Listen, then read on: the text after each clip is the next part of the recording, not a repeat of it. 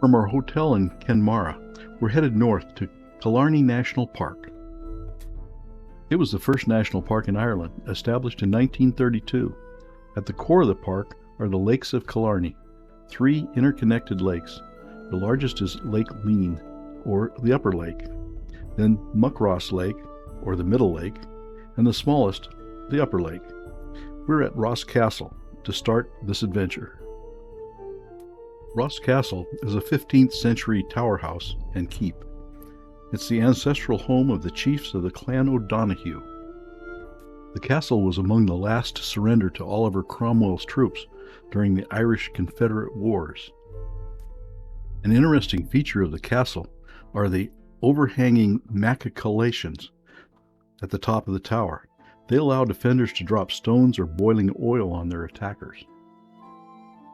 Doug Jr. is our boatman and guide on the Lakes of Killarney, looking back at Ross Castle. We make our way along Ross Island. Our first stop is Innisfallen Island. Innisfallen Abbey was founded in 640 by St. Finian and occupied for almost 1,000 years. The Priory of St. Mary dates to the 12th century.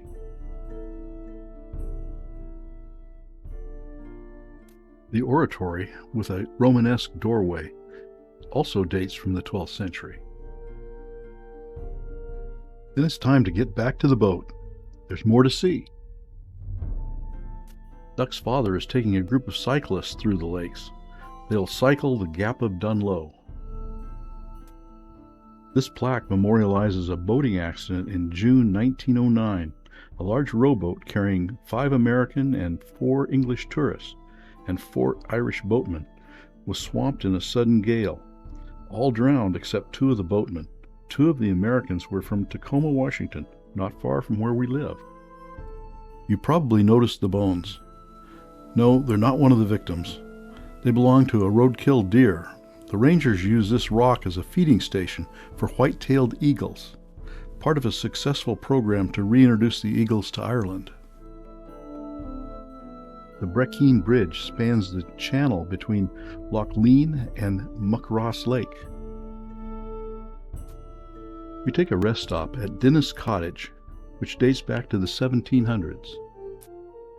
Now we're headed to the meeting of the waters, where the water of all 3 lakes meet. The old Weir Bridge spans the outlet of the upper lake at the meeting of the waters. The rushing waters from the upper lake can be a challenge for boatmen, as it flows under the old Weir Bridge at the meeting of the waters.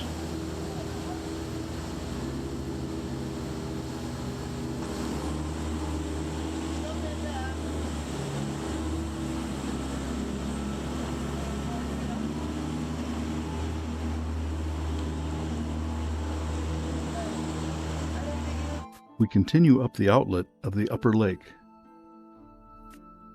The mountains in the park are on both sides of the outlet, Sheehy Mountain on the right and Torque Mountain on the left. We have arrived at Lord Brandon's cottage and the end of our boat ride. It's a 19th century hunting lodge that now offers food and beverage to travelers. Waiting for us on the other side of the stone bridge at Lord Brandon's cottage is our Jarvie, to take us through the Gap of Dunloe. This is Daisy, an Irish Cob, who will do all the work getting us over the gap. The first leg is a steady uphill climb. We learn that Daisy is a bit of a slacker. She likes to follow the other Jarvies, and the slower the better.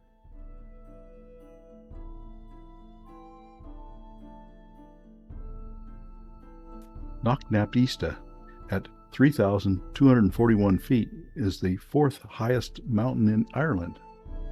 The Black Valley is at the south end of McGillicuddy's Reeks, the mountain range south of the Gap of Dunloe. It's named that because the deep valley is shaded by the surrounding mountains. Painting the sheep helps distinguish the farmer's sheep from another's. We're at the summit of the Gap of Dunloe, and it's all downhill from here. But downhill doesn't mean easy for Daisy. She has special shoes with metal cleats that give her sure footing on the pavement. The light color in the middle of the road is from the horse's cleats biting into the pavement. She also has to contend with cyclists and the occasional car.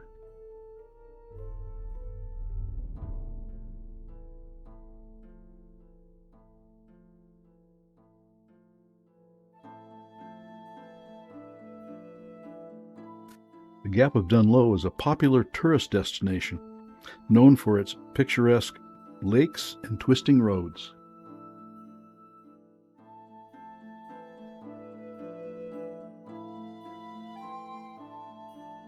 There are 5 lakes as we descend from the Gap. This is the first, Black Lake.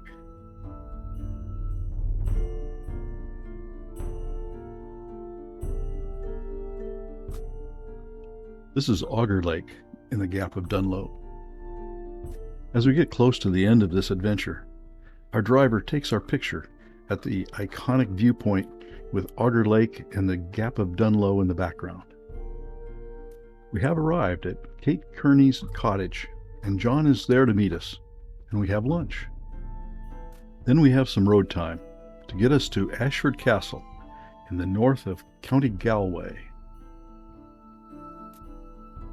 We settle into our room in Ashford Castle just in time to enjoy a sunset over Lough Leane from our room.